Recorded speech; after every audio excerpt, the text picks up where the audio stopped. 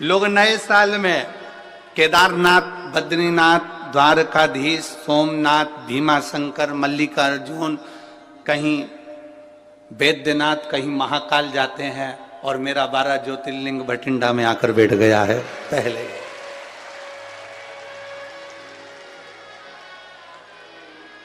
बोल बम का नारा है, बैठ गया। और यही शिव भक्ति है, यही एक आनंद है। थोड़ा समय लग सकता है। एक पत्र और आया, देखिए।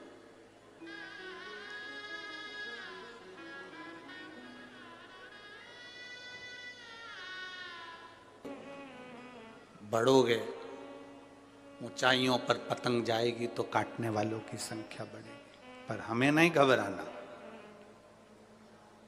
आप ऊंचाइयों पर जा रहे हैं, अपनी मेहनत के बल पर जा रहे हैं,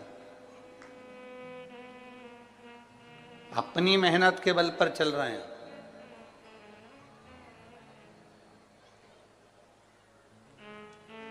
शिव महापुराण की कथा में ना तो कोई बेल दी जाती है, ना कोई भभूति दी जाती है, ना कोई नारियल दिया जाता है, ना तंत्र दिया जाता है, ना मंत्र, ना कोई विद्या। शिव महापुराण की कथा में ना कोई ढोंग होता है, ना कोई प्रपंच होता है। शिव महापुराण की कथा में तो केवल एक विश्वास होता है कि हम शंकर के मंदिर तक जाएं, बाबा पर एक लोटा जल चढ़ाएं, और तुम इस भरोसे पर मत रहना कि सियोर वाला महाराज तुम्हारे दुख को मिटाने के लिए आएगा।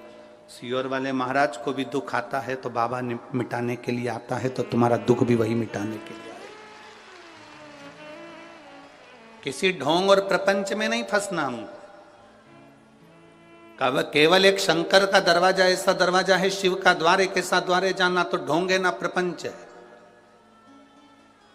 वहां कोई ढोंग प्रपंच नहीं है, केवल एक काम है, तुम्हारा एक लोटा जल और एक बेलपत्र। बेलपत्र भी तुम्हारे पास होए तो चढ़ाओ, नहीं हो तो मंदिर की बेलपत्र उठाकर धोकर वापिस मंदिर में चढ़ा दो, मेरा शंकर स्वीकार कर लेगा। उसको दिखावे से मतलब नहीं, उसको बिल्कुल दिखावा नहीं चाहिए। माता जी के मंदिर जाओगे, एक चुनरी चढ़ाना पड़ेगी, चूड़ी चढ़ाना पड़ेगी, सुहाग सामग्री चढ़ाना पड़ेगा, हलवा पूड़ी का भोग लगाना पड़ेगा। भगवान नारायण के मंदिर में जाओगे, ठाकुर जी के मंदिर में जाओगे तो लड्डू का भोग लगाना पड़ेगा, पेड़े कुछ ना कुछ देना पड़ेगा। पर महादेव के मंदिर में तो अगर आपके पास में एक लोटा जल हो तो चढ़ा दो, जल भी नहीं हो तो शिव जी की चढ़ी बेलपत्र वापिस चढ़ा दो, वो भी नहीं हो तो 3 बार ताली बजा दो, वो भी नहीं हो तो बम बम भोले बोलो और अपने घर को चल दो। इतने में शिव प्रसन्न।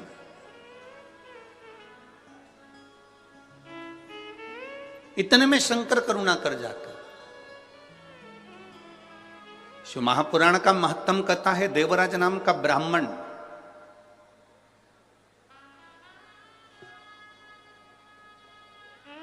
चोरी का धन है उसके पास में, चोरी की संपदा है उसके पास में।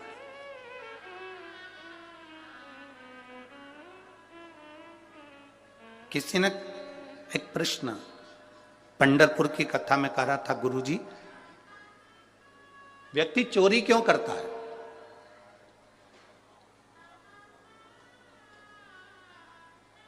कोई आपसे पूछे, कोई आपके सामने ये प्रश्न रख दे कि व्यक्ति चोरी क्यों करता है, तो आप क्या उत्तर दो? उसका एक उत्तर है, व्यक्ति चोरी क्यों करता है? शिव महापुराण में देवराज की कथा को सुनना और बिंदुक की कथा को सुनना। देवराज की पत्नी, उसके बच्चे, उसके लिए भोलेनाथ बहुत कुछ दे देते थे, 2 समय का भोजन देते थे, पेट भर देते थे। उसके लिए, उसके परिवार को चलाने के लिए बाबा कोई कमी नहीं लाते थे।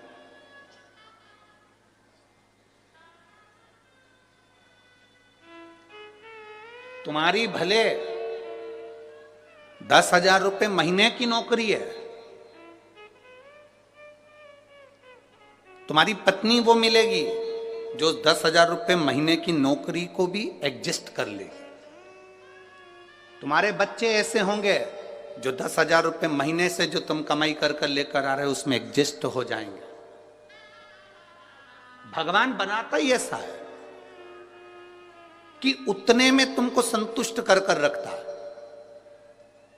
पर जब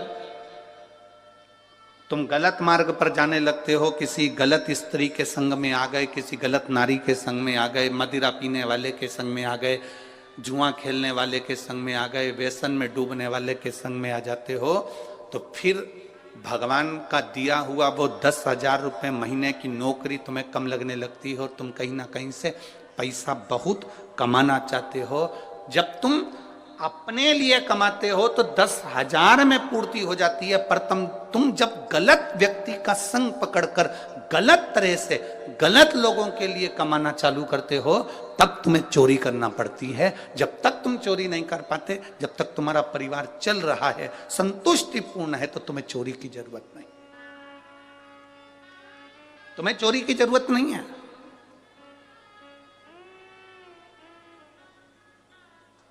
देवराज बहुत अच्छा था, उसकी पत्नी अच्छी थी, उसके बच्चे अच्छे थे, पर देवराज एक वेश्या के संग में पड़ गया, एक गलत स्त्री का संग पड़ गया देवराज को। और वो गलत स्त्री का संग ऐसा पड़ गया कि उस स्त्री ने कह दिया कि मुझे जो रानी के गले में हार पड़ा हुआ है वो हार मुझे चाहिए।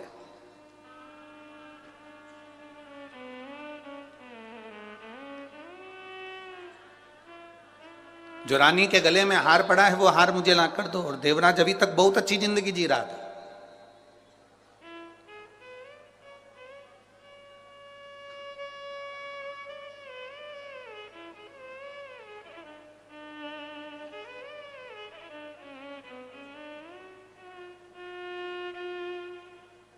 वैसे व्यक्ति कम मरता है, पर जब व्यक्ति फैशन में थोड़ा सा पड़ने लगता है तो जल्द ही मरता है, कहीं ना कहीं ऐसे चुंगल में फंस जाता है कि वो फिर निकल नहीं पाता है। एक बार अगर जन्म ले लिया, एक बार जन्म हमारा हो गया, उस जन्म के लेने के बाद में हमारी जो भक्ति है और उस भक्ति का जो बल है, उसको बढ़ाने का प्रयास करिए। जैसे जैसे भक्ति और भक्ति का बल बढ़ता है, वैसे वैसे भगवान शिव की कृपा, भगवान राम की कृपा और कृष्ण की कृपा ऐसी होती चली जाती है कि हम जन्म मरण के चक्कर से छूट जाते हैं। फिर हमारा कोई जन्म नहीं होता, फिर हमारी कोई मृत्यु नहीं होती, हम उस चक्र से छूटे, फिर हम भगवान की शरणागति में पहुंच गए। उस चक्र से छूटने के बाद शंभु शरणे पड़ी मांगो घड़ी रे घड़ी, दुख काटो दया करी दर्शन आपो, दया करी दर्शन। ये जन्म मरण का जो चक्कर है, इससे छूटना जरूरी है, और उसको छूटने का केवल एक साधन है, वो प्रभु का नाम है। इसलिए तुलसीदास जी ने बार बार वर्णन किया है, कलयुग केवल नाम आधारा, सुमर सुमर नर उतरहि पारा। कलिकाल में जितना भगवान का नाम ले सकते हो उतना लीजिए। कलिकाल में जितना भगवान का भजन कर सकते हो उतना करिए। और जब कलिकाल में हम भगवान के नाम का भजन करते हैं, भगवान का भजन करते रहते हैं, भगवान का स्मरण करते रहते हैं, भगवत कीर्तन करते रहते हैं, भगवत नाम लेते रहते हैं, तो हमारे पूर्व का जो पाप है, जो हम पूर्व में कर कर आए हैं, वो हमारा पाप धीरे धीरे धीरे धीरे धीरे धीरे कटने लगता है। कहीं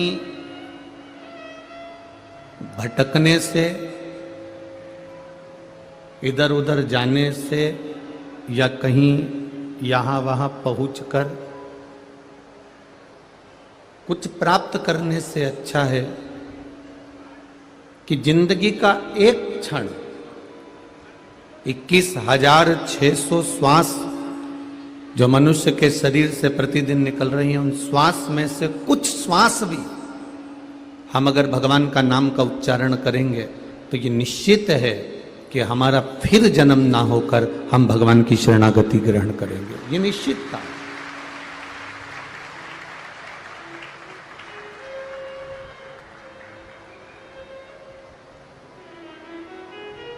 सबसे सरल देव है मेरे देव अधिदेव महादेव।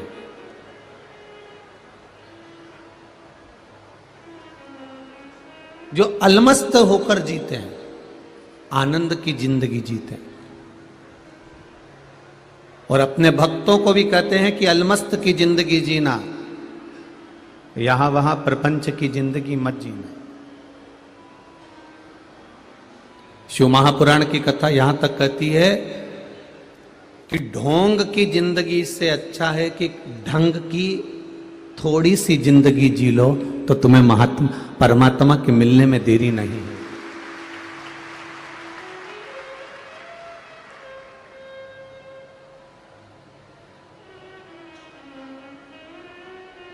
किसी को बताकर, किसी को कहकर मैं 2 घंटे भगवान का भजन करता हूं, मैं 3 घंटा भगवान का भजन करता हूं, मैं 4 घंटा भगवान का भजन करता हूं, मैं 5 घंटा भगवान का भजन करता हूं, मैं इतनी देर माला लेकर बैठता हूं, मैं इतनी देर भगवान का पूजन करता हूं, मैं इतनी देर देवाधिदेव महादेव पर जल चढ़ाता हूं, मैं इतनी देर भगवत भजन में लगा रहता हूं। ये सब कुछ बताने की जरूरत मेरे महादेव को नहीं है।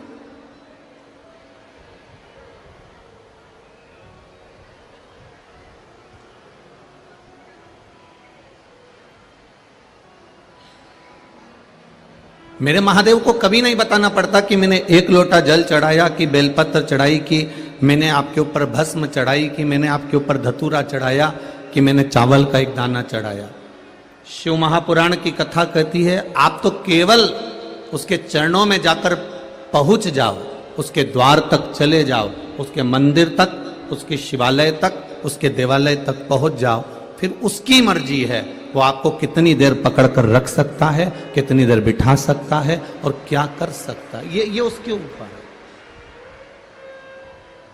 मैंने तेरे ही भरोसे बाबा, तेरे ही भरोसे हवा बिच उड़ती जावांगी, बाबा डोर हटो छठी नाम कटी जावांगी। आप कितनी देर भजन कर रहे हो, कितनी देर स्मरण कर रहे हो, कितनी देर। 5 लोगों को नींद नहीं आती महाराज। कितने लोगों को? बोलो बोलो, जम के बोलो जरा। 5 लोगों को नींद नहीं आती, वो सो नहीं सकता रात भर। पहले नंबर पर है लोभी,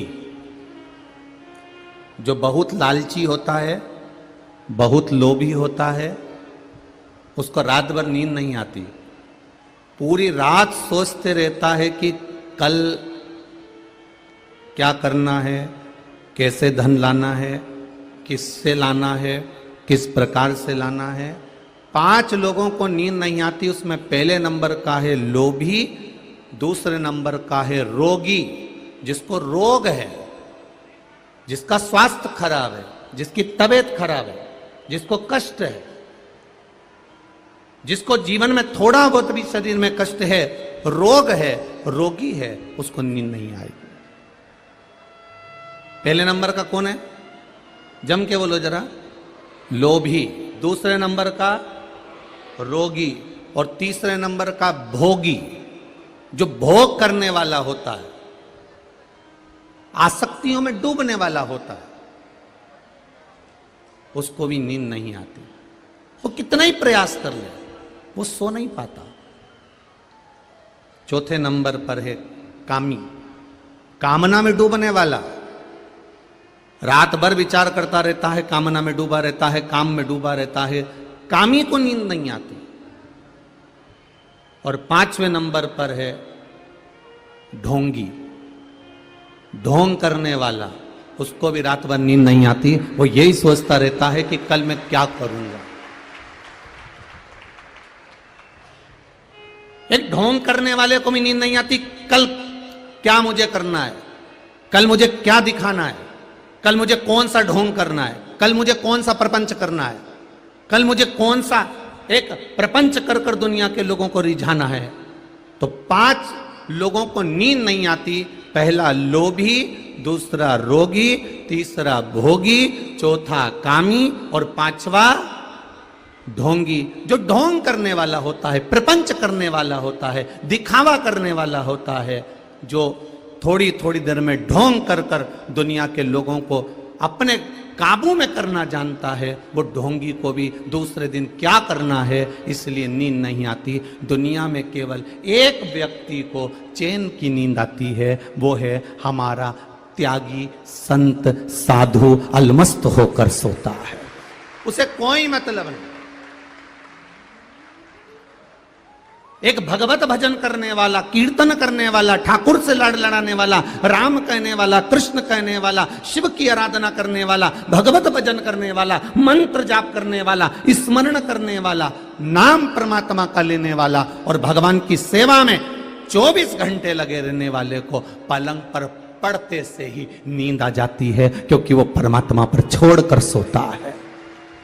उसके भीतर ना लोभ है, उसके भीतर ना काम है, उसके भीतर ना रोग है, उसके भीतर ना वासना है, उसके भीतर ना आसक्ति है, उसके भीतर ना ढोंग है। वो जितना करता है वो परमात्मा को पाने के लिए करता है, परमात्मा की प्राप्ति के लिए करता है। इसलिए शिव महापुराण की कथा कहती है कि जब आप 1 लोटा जल लेकर देवाधिदेव महादेव के पास में जाते हो, आप 1 लोटा जल अर्थात हाथ में कलश आता है और हमारे घर का क्लेश चला जाता है। वो 1 लोटा जल लेकर जब हम देवाधिदेव महादेव के पास पहुंचते हैं तो हम इन सभी चीजों से छूट जाते हैं और परमात्मा के, मेरे देव अधिदेव महादेव के, मेरे शंभू के, मेरे राम के, मेरे कृष्ण के हम हो जाते हैं।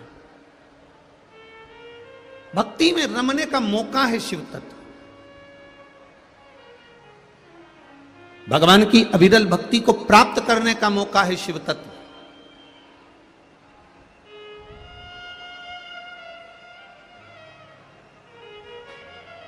आप क्या कर रहे हो?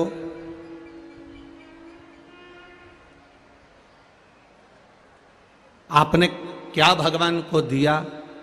आपने क्या भगवान को समर्पित किया? उससे मतलब नहीं होना चाहिए। मतलब यह होना चाहिए कि मैंने जो परमात्मा को दिया उससे परमात्मा मुझ पर प्रसन्न हुआ कि नहीं।